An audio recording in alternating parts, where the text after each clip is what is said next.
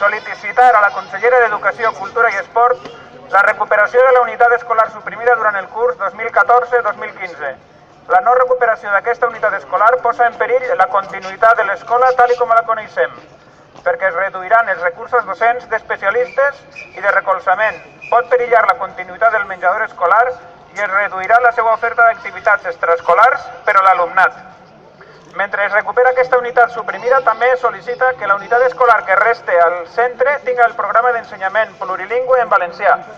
El Consell Escolar del CEI Ferrero considera que aquest programa garanteix millor l'ensenyament de les dues llengües oficials, valencià i castellà, facilita l'adquisició d'altres llengües, anglès, francès, etc., i resulta més integrador per a un centre com el nostre amb un percentatge alt d'alumnat immigrant, del 25%.